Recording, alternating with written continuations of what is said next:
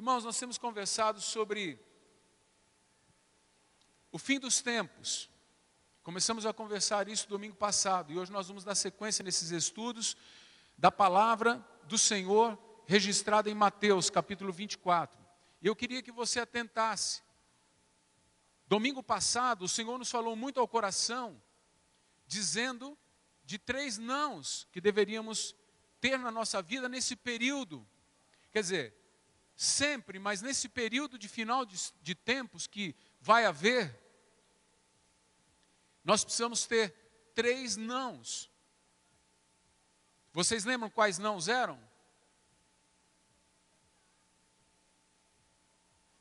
Não? Como? Não vos enganeis. Depois, não vos assusteis, mas tem um no meio que eu não usei a palavra não, mas é não também. Não deis crédito aos falsos profetas e aos anticristos, que virão em meu nome. Não deis crédito a isso. Então esses 3 nãos. Veja que quando o Senhor Jesus foi perguntado sobre essa questão pelos seus apóstolos, a primeira coisa que ele fez não foi falar sobre o final dos tempos, sobre a derrubada a queda do templo de Salomão. A primeira coisa que ele fez foi alertar a igreja. Olha para o seu irmão e fala: fique alerta. Sempre alerta. Amém, amados? A gente tem que estar alerta. Ó, aí em cima está muita conversa, eu vou mandar descer, hein?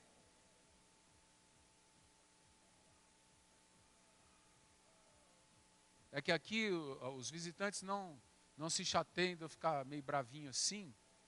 É para mostrar autoridade.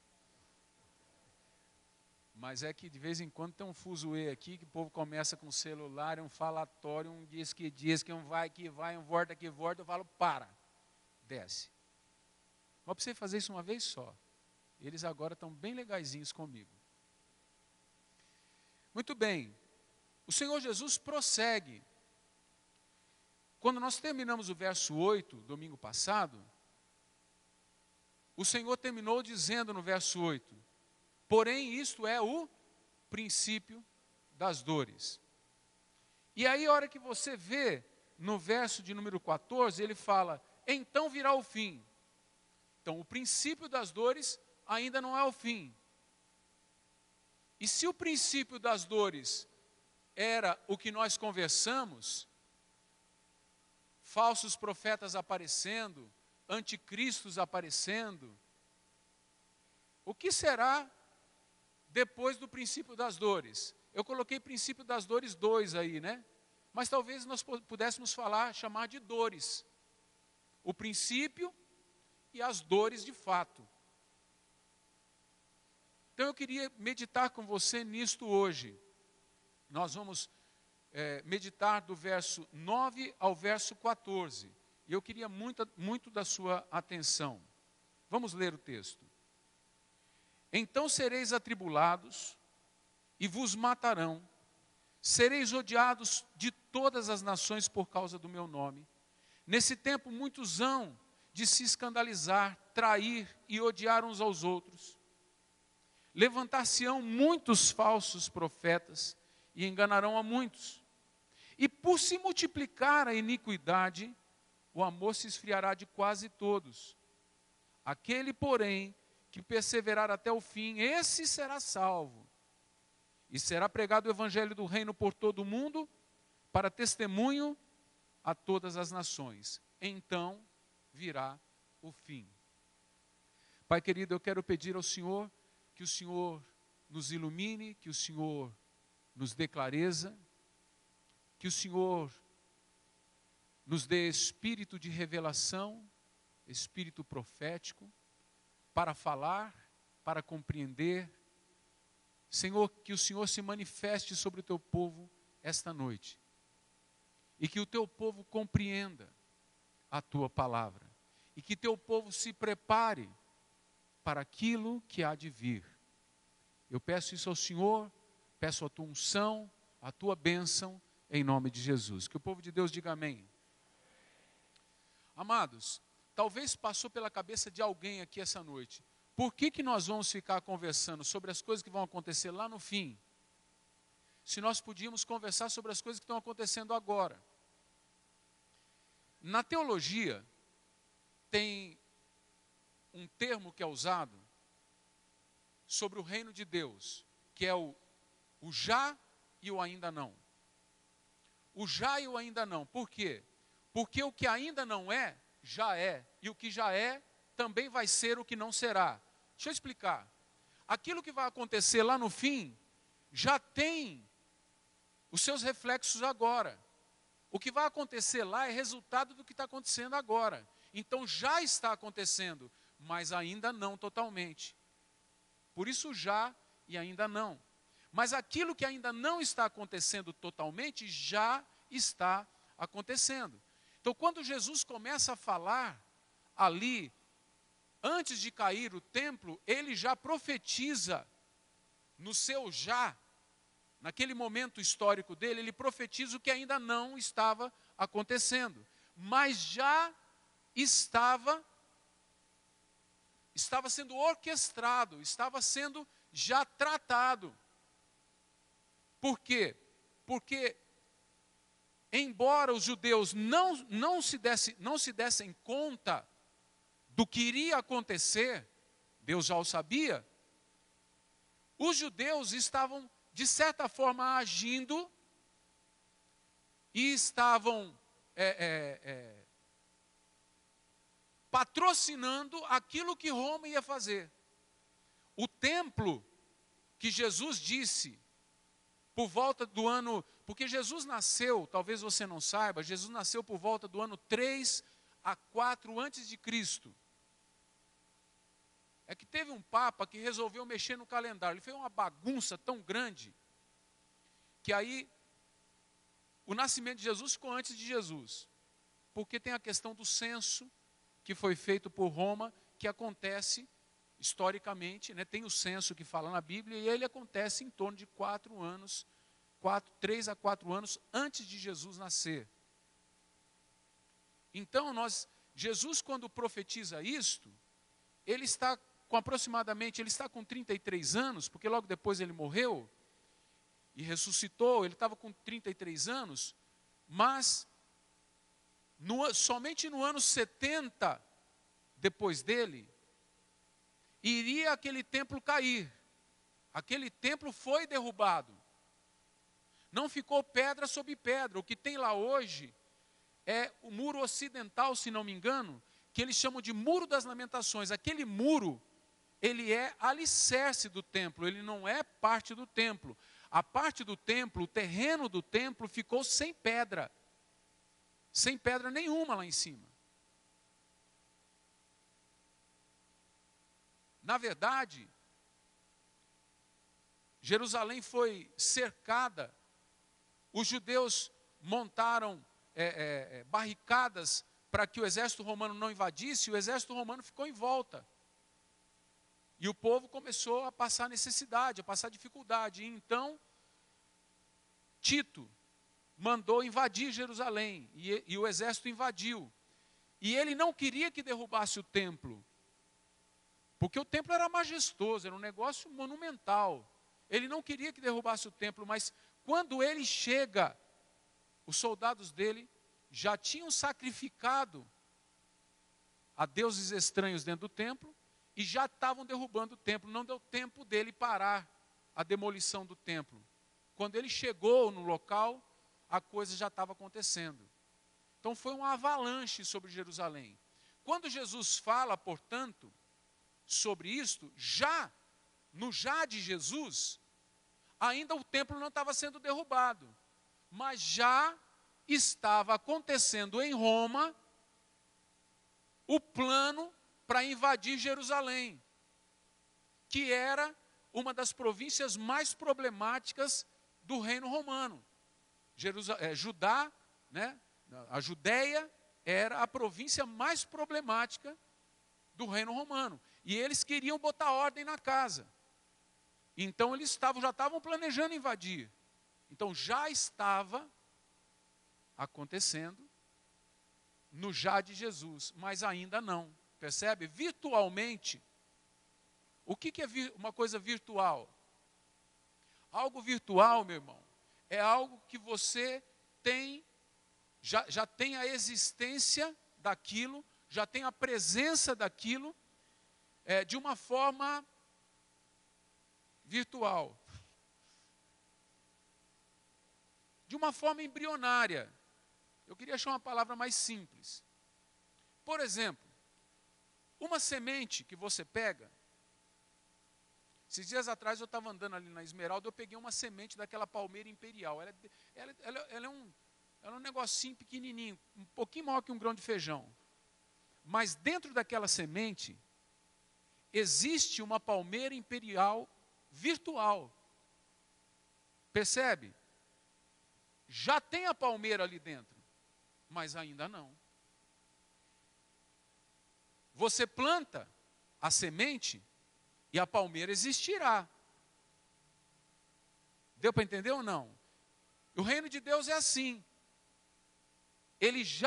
Já estão acontecendo as coisas, mas ainda não totalmente.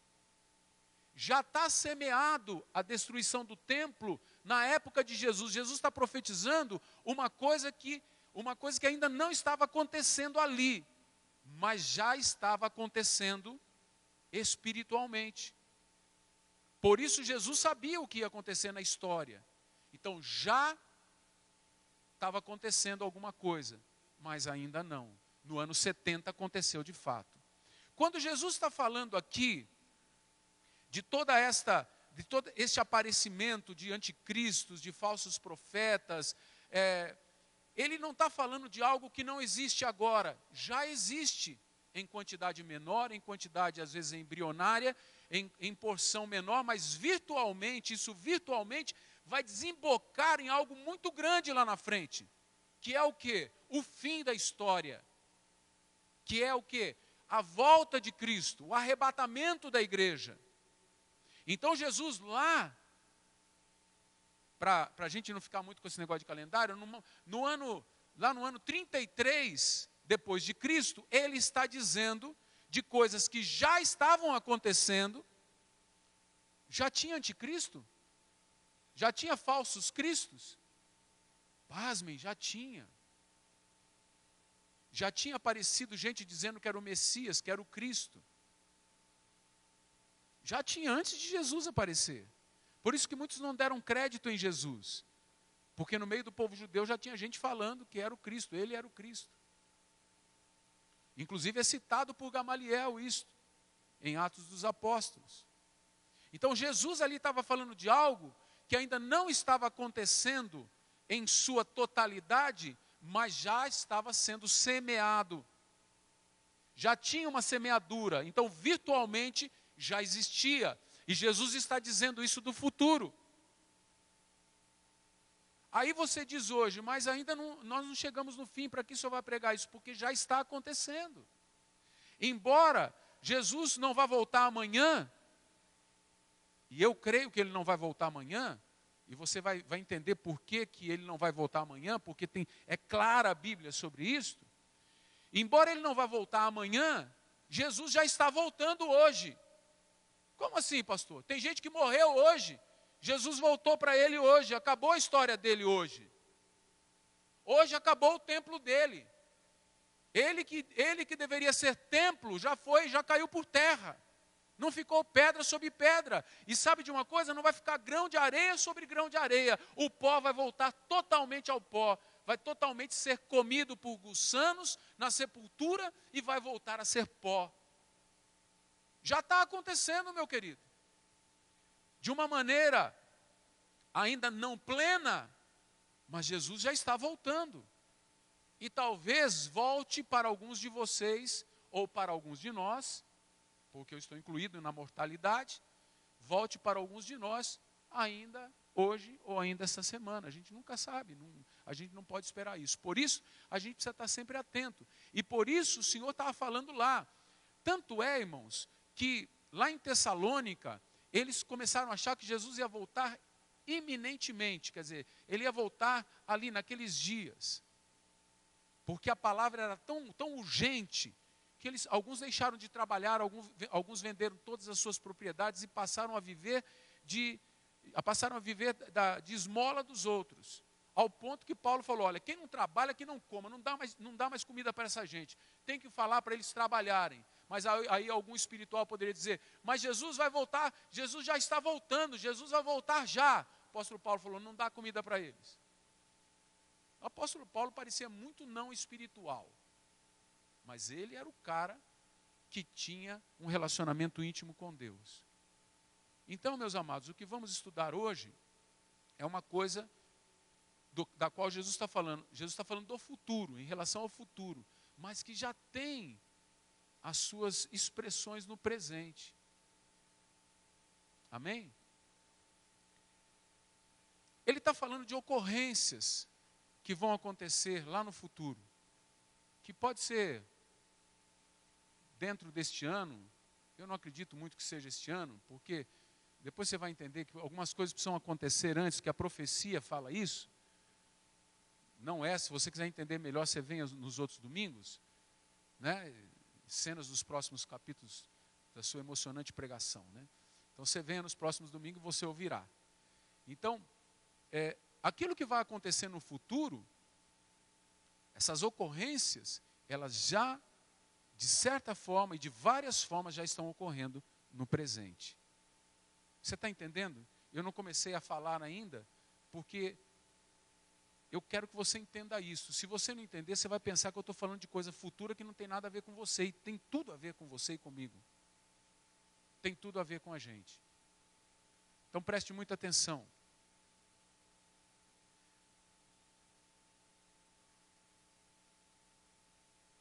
Amém, meu irmão?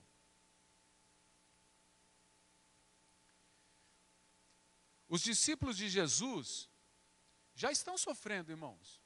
Preste atenção na televisão, preste atenção nos jornais da TV. Preste atenção no que está sendo dito nos jornais da TV. Você viu o que está acontecendo na Nigéria? Você já viu o que está acontecendo em vários países da África? Você viu o que está acontecendo agora em Israel, com o povo da igreja, com os judeus messiânicos, quer dizer, os judeus que creem em Jesus? Você viu o que está acontecendo? Então, de certa forma, as dores já estão acontecendo. Então, as dores, até agora, em Mateus 24, falavam de dores da natureza, terremotos, falava de situações difíceis que iriam ocorrer, mas agora está falando da dor dos cristãos, da dor que nós sofreremos. Meu irmão, se você ficar falando alto, aí não vai dar para a gente pregar junto. Você precisa ficar quietinho aí. Amém? Então vejam bem, amados, agora as ocorrências têm a ver conosco, com as nossas dores. Então preste muita atenção. A primeira ocorrência que vai ter lá, mas que já está existindo agora, é a perseguição. Ele diz aqui, então sereis atribulados, vos matarão, sereis odiados de todas as nações por causa do meu nome. Verso de número 9. Vai ser um tempo muito difícil para a igreja, vai ser um tempo muito difícil. Eu vou mudar um pouquinho esse termo igreja, porque a gente confunde igreja com prédio.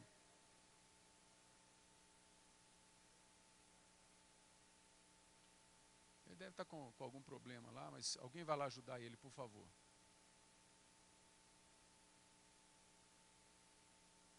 Só ajudá-lo, só para que ele não atrapalhe. Então veja bem, amados, vai ser um tempo difícil para a igreja. Olha aqui para mim, queridos, é isso que o diabo quer tirar a atenção de vocês. Vai ser um tempo difícil para a igreja. Mas eu pergunto, já não está sendo um tempo difícil ser igreja? Ser cristão? Está sendo difícil ser cristão. Eu sou evangélico desde o meu nascimento, nasci numa família evangélica. E nunca foi tão difícil ser cristão como hoje. Porque quando eu era criança, um cristão era perseguido por ser cristão. E agora a perseguição não é tão frontal, não é tão confrontadora. Ela é uma perseguição dissimulada. ela é uma perseguição aquela perseguição de atrair o cristão. Dar para o cristão aquilo que ele quer ter na sua carne. Então o diabo é assim. Não podemos com eles, juntemo-nos a eles. Foi isso que Constantino fez no 3º século. E é o que o diabo está fazendo até hoje. Então, mas lá no final, meu irmão, quando vai ser eu não sei, quando será eu não sei, lá quando chegar o tempo, se aproximar o tempo do fim, você vai saber, porque os cristãos estarão sendo perseguidos, não numa nação, como eu falei agora. Vocês viram a Nigéria? Vocês viram Israel? Vocês sabem quantas nações nós estaremos sendo perseguidos? Leia aí no verso 9. Em quantas? Em todas as nações. Haverá uma ação mundial para acabar com a igreja. Então, já está havendo alguma coisa para acabar com a igreja? Sim. Vejam as leis que estão sendo aprovadas no nosso Congresso. Leis contra a família, e é descarado, irmãos. O pessoal fala com a maior clareza: nós temos que acabar com a cultura judaico-cristã. Família não é do jeito que eles falam. Essa família mononuclear, não sei, é assim que fala o nome? Hã? Nuclear. De marido, mulher e filhos. Agora tem família de tudo quanto é jeito. Esse povo achar que é homem e mulher, não precisa ser homem e mulher, pode ser homem e homem, mulher com mulher. E vamos aprovar uma lei que eles não possam mais dizer que não é, senão não aprendemos eles. Irmão, não parece com alguma coisa que o Senhor está falando? Vocês serão odiados. Eles matarão vocês. Nós vamos ser perseguidos, amados. Não pensa que esse privilégio que temos hoje continuará por muito tempo. Temos que aproveitar esse tempo, porque haverá perseguição contra a igreja. Já está havendo em muitos países, mas um dia chegará até nós também. E aí que é o problema. Porque ainda não está acontecendo, mas já está semeado. O mundo hoje já não tolera mais a cultura judaico-cristã. O mundo quer se ver livre. Se ver livre da cultura. Agora, quem tem a cultura? Somos nós. Eles querem se ver livres então de quem? De nós. Por isso que daqui a pouco os nossos filhos não vão aprender mais na Bíblia. Já não estão aprendendo mais. Nós somos de um país dito cristão, onde tinha catecismo na escola há um tempo atrás. Hoje não se fala mais nisso, não pode, porque a escola não tem mais nada a ver com religião. O Estado é laico. Então isso é uma coisa que já está acontecendo. Tem algo bom nisso, mas tem algo ruim também. Então vocês serão atribulados, diz a palavra para nós, Jesus falando para nós. Vos matarão, sereis odiados de todas as nações. Por quê? Por causa do meu nome. Porque vocês resolveram que vão viver para mim. Porque vocês resolveram que vão fazer do meu jeito. Então vocês serão perseguidos. A segunda ocorrência que vai ter lá no futuro está no verso de número 10. Neste tempo muitos hão de se escandalizar, trair e odiar uns aos outros. Jesus está falando isso para quem, irmãos? É simples, pensa. Pensa comigo. Jesus está vivendo dentro do Império Romano, na província da Judéia. Tinha escândalo lá no meio deles? Sim ou não? Tinha muito. Prostituição tinha lá? Muito. Homossexualismo tinha lá? Muito. Violência doméstica tinha lá? Muito. Muito. Roubo? Muito. Cobradores de impostos, impostos altos, taxas altas, sonegação, injustiça? Muito. O nosso Senhor foi vítima disso. Então o Senhor não estava dizendo isso para o mundo romano. e nem para o mundo. O Senhor está falando é para nós. E o que Ele está dizendo? Ele está dizendo que nesse tempo que vai acontecer, já acontece, mas lá em grande proporção, pessoas que estão no nosso meio vão se escandalizar. Se escandalizar de quê? Do padrão de vida dos cristãos, ou daqueles que se dizem cristãos. Sabe o que vai acontecer dentro da igreja? Vai ter um bando de traíra dentro da igreja. Um irmão não vai confiar mais no outro. Vão trair um ao outro. Será um tempo de deteriorização da comunhão da igreja. Essa é a ocorrência. A comunhão estará deteriorada. Os cristãos estarão vivendo escândalos. Vida dupla. Já acontece isso ou não? Sim.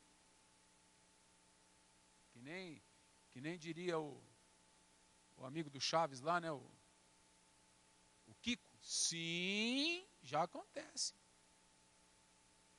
Agora, vai acontecer numa proporção terrível. O perdão, não haverá mais perdão entre nós. Por causa das traições, haverá ódio entre nós. Tem um vai olhar para o outro e não vai tolerar mais o outro. É uma situação muito interessante. Mas vai haver muito lobo mau, não convertido dentro da igreja. Já existe isso? Tá assim, ó. Mas ainda não está na escala que vai haver. Ser cristão não será difícil só lá fora, será difícil aqui dentro também. Porque aqueles que estiverem presentes nesse tempo, eu não sei se estaremos presentes, se eu estarei, se você estará, mas aqueles que estiverem presentes nesse tempo irão ficar de boca aberta, porque qualquer coisa escandalizará o outro irmão, e um irmão vai trair o outro, e vai odiar um ao outro. Vai ser um ambiente sem perdão, sem misericórdia a igreja. Muito ritualístico, muito ritual. Gente olhando roupa um do outro, gente vendo se o outro está na moda, se não está, se está usando roupa de grife, se não está, mas se comendo, gente cruzando o olhar dentro da igreja para ver com quem vai sair depois do culto. Isso já acontece? Sim, já acontece. Só que vai ser numa proporção terrível. A igreja militante, chamada de igreja militante, que essa a igreja, é isso aqui que nós estamos vendo, nós aqui. Porque aqui nem todos são cristãos. Nem todos são. Nem todos os que se dizem crentes aqui são crentes de verdade. Mas esta é a igreja, nós chamamos isso de igreja. E isso é chamado na teologia de igreja militante, a igreja que está aqui, militando, que está trabalhando, que está dando seu dízimo, que está cantando, que está lendo Bíblia, que está ouvindo o pastor, que está pregando. Essa é a igreja militante. A igreja triunfante é a igreja que vai subir. É a igreja que vai subir com o Senhor, é chamado assim. Não existe sistemas na Bíblia. Mas na igreja militante, isso já acontece. Isso já acontece. Terceira ocorrência, a multiplicação da iniquidade. A palavra iniquidade é a palavra in, esse termo in, esse prefixo in, no latim, porque essa palavra é a tradução, a palavra iniquidade é a tradução da palavra avon em grego. A palavra avon quer dizer pecado, quer dizer falta de equidade. E Jerônimo, um dos pais da igreja, quando foi traduzir a Bíblia para o latim, essa tradução chama-se Vulgata. Quando ele foi traduzir, ele traduziu essa palavra avon, que estava em grego, ele traduziu para iniquidade, que quer dizer falta de equidade, falta de justiça. Naquele momento das dores nossas, será um momento de falta de justiça, de falta de equidade, no coração das pessoas, no coração dos governantes, no coração dos líderes eclesiásticos e líderes do país. Isso em todos os lugares. Pessoas que não fazem mais justiça, que não falam mais a verdade uns com os outros, que são corrompidas e corruptores. Você acredita que o Brasil vai melhorar com a Dilma? Você acredita? Então vai melhorar com a Aécio. Então vai melhorar com o outro lá que eu não sei o nome. Daí para baixo a gente nem lembra mais os nomes, né? Mas não vai melhorar, irmãos. Não vai melhorar. Esse país só melhora com Jesus. E para melhorar com Jesus, precisa você melhorar. Precisa eu melhorar. O grande problema é que quem chega lá, como chegou, por exemplo, o Lula, que era um homem comum, um homem da plebe, né, um homem do povo, chega lá com ideais e se corrompe. Vai ver o patrimônio do Lula, vai ver o patrimônio do Lulinha. É um absurdo. E aí eu pergunto, se você chegasse lá, e você tivesse a oportunidade de enriquecer e abastecer sua família, porque você sabe que dali 4 anos você está fora, você vai se abastecer ou vai fazer justiça? E você sabe que se você tentar fazer justiça, você provavelmente será morto. Porque com tanta corrupção você não vai conseguir ficar livre, porque a corrupção não está só no Palácio do Planalto. A corrupção está também no Congresso, está na Câmara dos Deputados, seja ela federal, estadual, está aqui na Prefeitura Municipal. A corrupção está dentro das casas, está no coração das pessoas, está no trânsito, na furada de farol, na não devolução do troco errado, no achar que foi bênção, achar o que é do outro. Preste atenção. A gente começa a achar que o que é errado é bênção. Aí a gente vê na televisão um cara se dizendo cristão, louvando a Deus em oração, porque Deus, na sua grandeza e misericórdia, deu a ele a bênção de enriquecer com dinheiro público. Aí está orando, agradecendo o dinheiro que ele vai enfiar na cueca para sair dali e ninguém vê. Louvando a Deus como se Deus tivesse miscuído, misturado nessa sujeira.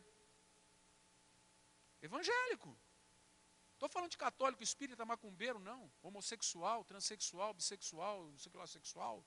Eu estou falando de evangélico, gente que se diz povo de Deus, gente que julga que os outros estão indo para o inferno, gente que acha que já está com o nome escrito no livro da vida. Falta de equidade. A gente está vendo aí, a gente teve a Copa do Mundo. FIFA é uma lata de lixo.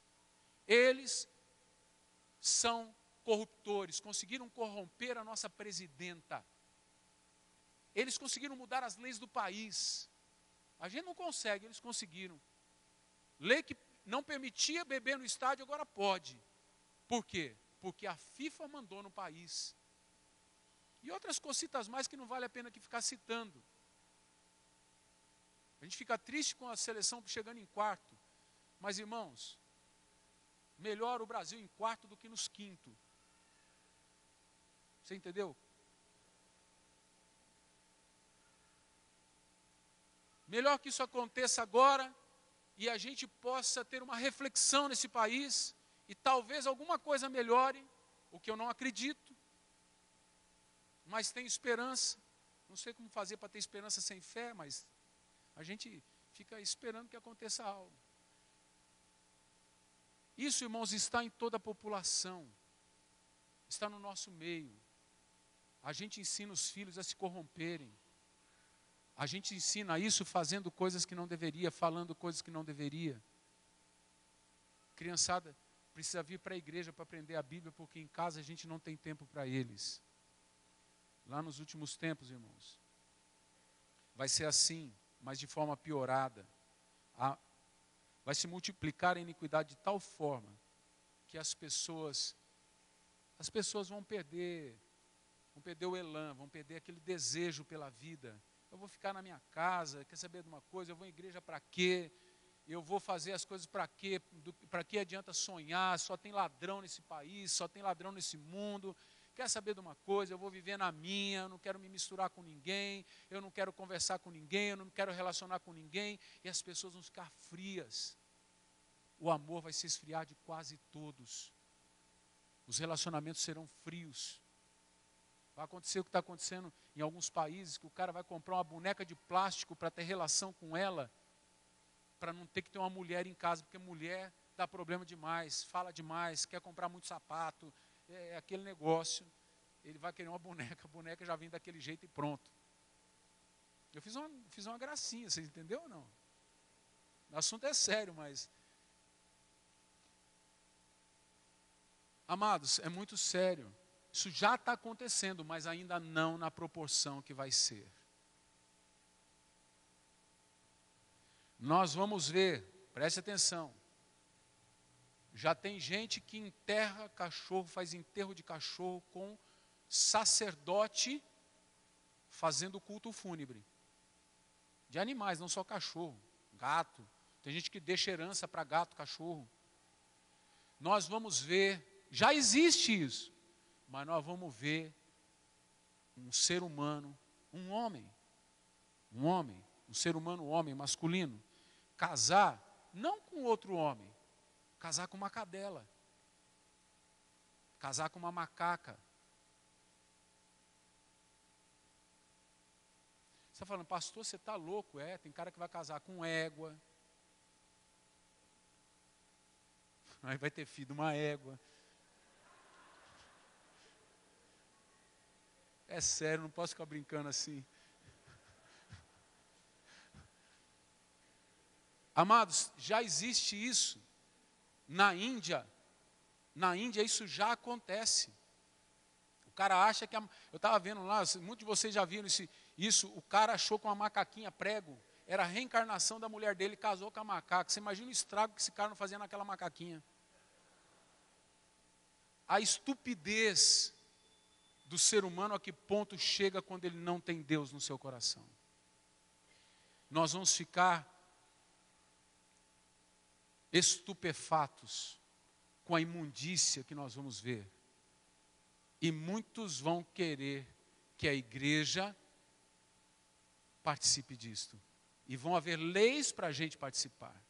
Eu não sei se você já sabe, mas a Associação Mundial de Psicologia, chama Associação Mundial de Psicologia? O nome é isso? Quem são psicólogos aqui? Tem uma Associação Mundial de Psicologia. Ela é que dita as normas para os psicólogos. E ela já concluiu, e se não me engano, na Holanda já existe uma lei para ser aprovada, de que pedofilia não é crime. É uma tendência.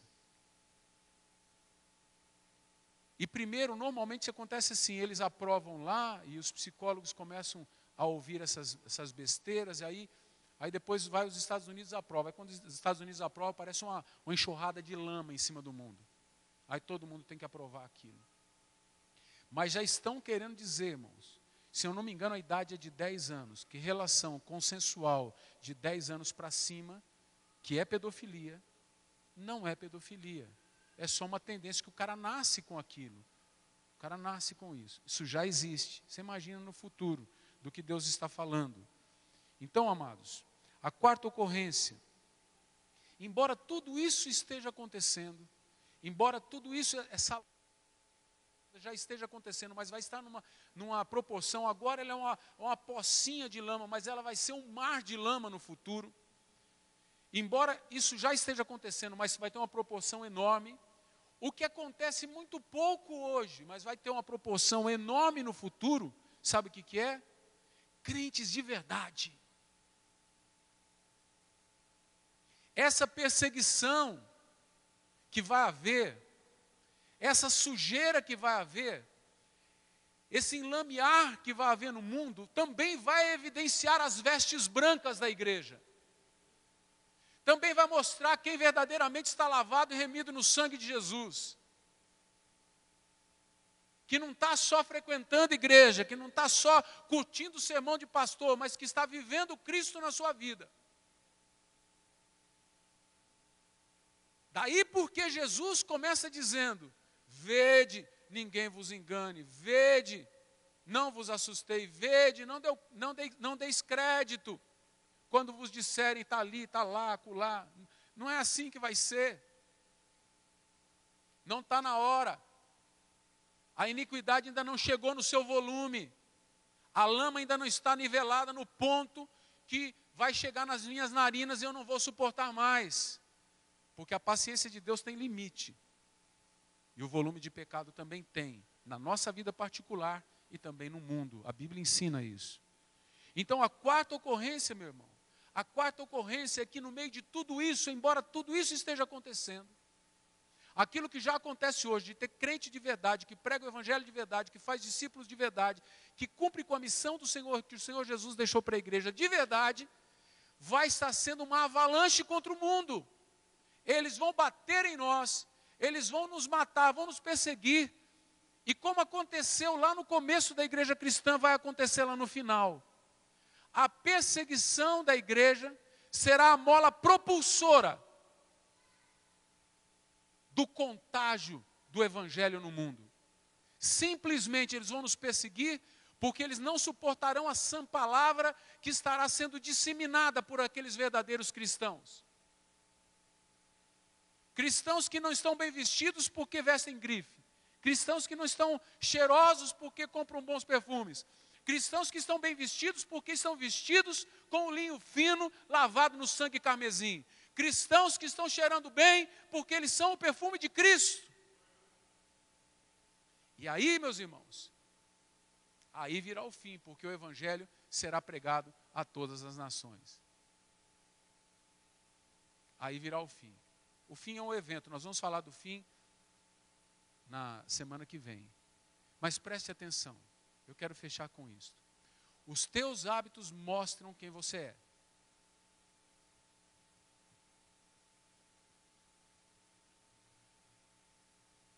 Se você hoje tem hábitos que você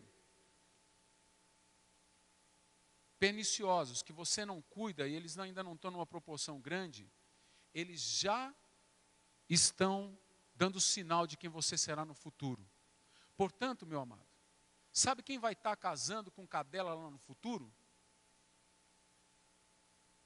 Quem hoje já tem relações bestiais, quem hoje pensa que casamento é uma furada, quem hoje já tem relações fora do casamento e pensa que pode acontecer qualquer coisa. Porque relações com animais já acontece hoje. Relações sexuais de homens e mulheres com animais. Já acontece hoje. E essas pessoas estão disseminando isso no mundo. Então não terá problema tudo que é sujo, porque a sujeira, no meio da sujeira, aquilo que é sujo é mais uma coisa do comum. É comum. Ninguém mais se assusta. Você pergunta para alguém que trabalha com fossa se ele sente cheiro de cocô. Ele não sente mais. Porque ele se habitua a sentir o cheiro e não sente mais. Então, meu irmão, se você é pregador do evangelho, se você é alguém que faz discípulos hoje, amanhã você estará entre esses que estão disseminando o evangelho pelo mundo. Mas se você hoje é essa pessoa que só faz falar mal do teu irmão, só faz julgar, né, aquilo que está acontecendo, você só faz ficar pensando se é certo, se é errado, você não age, você é o juiz, pois saiba que você vai ser um desses que vai trair, que vai odiar, que vai perseguir. Você não será a igreja, você será o perseguidor da igreja. Porque, meu irmão, a hora que vier a pua, a hora que vier a lambada, a hora que os chicotes estralar, que nem diz o outro, é o seguinte: quem crê, crê. E quem não crê, crau. Creu. Crio. Vamos parar por aí. Vai ser complicado. Então comece hoje a regular os teus hábitos pela palavra. Porque se você se deixar prender por Satanás hoje, amanhã Satanás vai te usar. Se você quer ter a vida de um liberto em Cristo, você precisa começar a libertação hoje. Se você quer ter uma vida exuberante em Cristo, você precisa começar a desejar hoje essa vida e a procurá-la hoje, agora. Deixar de ser esse crentinho, marca-traque, que só fica frequentando igreja e é juiz de todo mundo, e é bom de julgar e de saber o que tem na Bíblia, mas não vive a palavra de Deus. E eu estou falando de forma grave assim, porque eu quero te salvar, eu quero ajudar você na sua salvação. Você precisa ter nojo do pecado, porque se você não tem nojo do pecado, você vai se enlamear com ele. Você precisa ter medo de ser presa de Satanás, porque se você não tem, você vai ser presa dele. Você precisa ter medo do adultério, porque se você não tem, você vai acabar adulterando. Você precisa respeitar a aliança, senão você vai acabar se divorciando. Você precisa temer a Deus, porque senão você vai espancar filhos teus. Não vai só corrigi-los, mas vai chutar, vai dar murro, vai xingá-los e ofendê-los. E o Senhor disse que é melhor que você coloque uma pedra de moinho na sua cabeça, se lance no profundo dos mares, do que faça isso com uma criança. O seu julgamento será horroroso. Portanto, comece a sua libertação agora. Comece a clamar por Deus agora. Para, como Paulo diz, para ver se de alguma forma você alcança a ressurreição. Nós temos que fazer isto já. Quem quer ser limpo, limpe-se mais. Não está bom o tanto que você está. Se você está confortável com essa vidinha que você leva, saiba que Deus não está confortável com isso, porque muita gente está morrendo sem Cristo, porque os cristãos não pregam, os cristãos não vivem, os cristãos não dão testemunho, os cristãos não revelam Jesus para as pessoas. Chegou a hora de mudarmos isto. E eu queria que você mudasse isso na sua vida. Mas você vai precisar desejar e pedir para Jesus. Amém? Eu quero orar por você.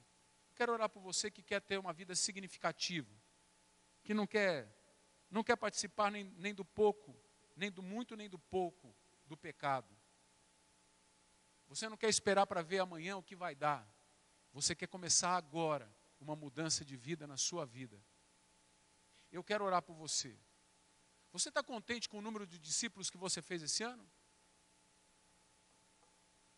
Está contente? Você está contente com o tanto de gente que você levou a Cristo esse ano? Você está contente com o quanto você contribui com a igreja para que a igreja pregue o Evangelho?